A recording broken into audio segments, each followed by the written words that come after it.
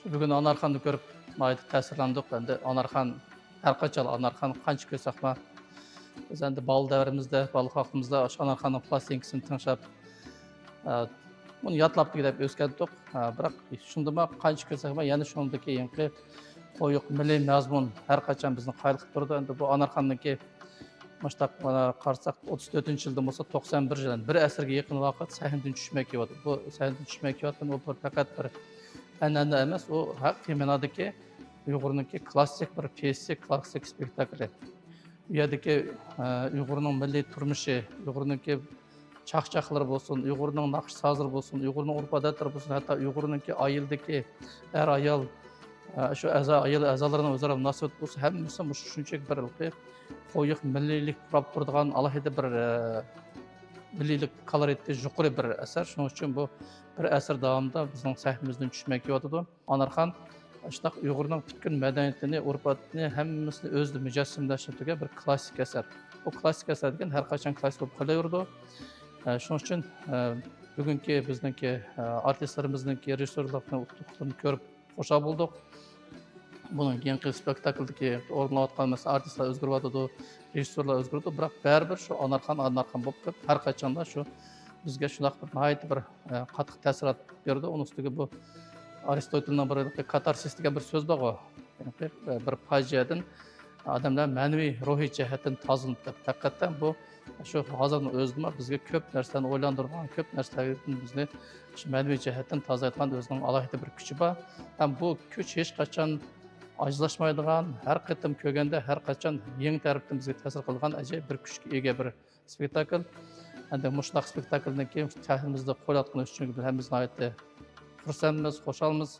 Teatrimizning rahbarligiga shunga o'xshash har qachon bizning klassik asarlarimizda sahnemizdan tushamay etmeyişik tilakdoshmiz. Bugün mening bu Anarxan dramasini tunji qatim ko'rishim, bütün hayatım bo'yicha men vatanda tug'ilib o'sdim, cho'ng bo'ldim.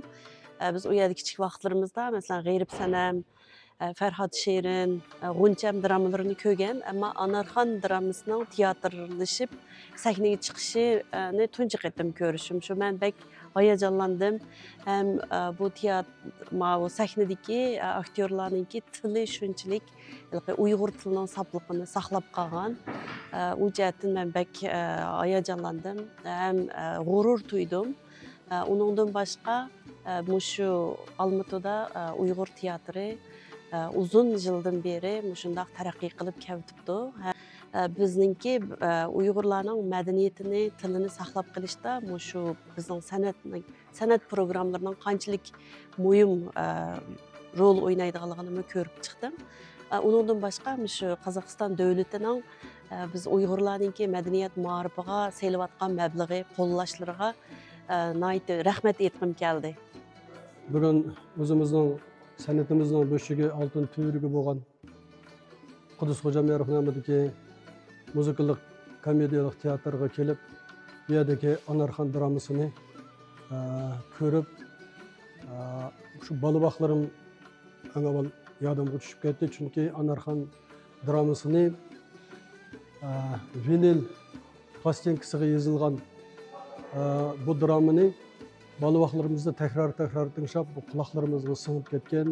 Bugungi ko'rinish nihoyatda shunday bir cho'ng o'zimga bir ta'sirotlarni bo'yimga singdi.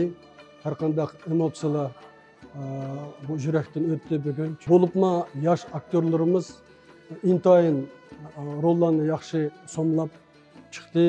Uyg'ur teatrining san'at bu yerdagi kollektiviga cho'ng olgan ta'sirotlarimdan olqishimni bildiraman.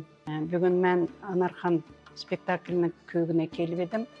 Bek ta'sirot aldım. Sebebi ko'p yillar bo'libdi teatrga kelmagan Dilmurod Bakharov mudir bo'lgandan beri teatrning o'zgarishlari nihoyat nurg'unga bo'libmi menga teatr sahnasida yoshlarning ko'p chiqqanligi nihoyat yoqdi. Nihoyat ta'sirotni qildi shularning, yoshlarning shunchalik talantli ekanligi, o'z talantini ko'rishga mumkinchilik yaratib berganligi. Shuning uchun men nihoyat yaxshi dam oldim. Teatrga o'z tilakdoshligimni білдірмен техно жұқырчоқ қыладың көрінсін. Так получилось, что я живу в Москве, и в каждый свой приезд в Алмату я стараюсь попасть в Уйгурский театр. И я вижу, как он меняется, как меняется антураж, и он начинается с самого входа. И все стены пропитаны культурой нашей, древней, красивой, необыкновенной. Сегодня мы посмотрели постановку «Анархан», и так получилось, что в этот сезон я смотрю ее второй раз. И надо сказать, что сценография, что это действительно жемчужина классического репертуара нашего театра.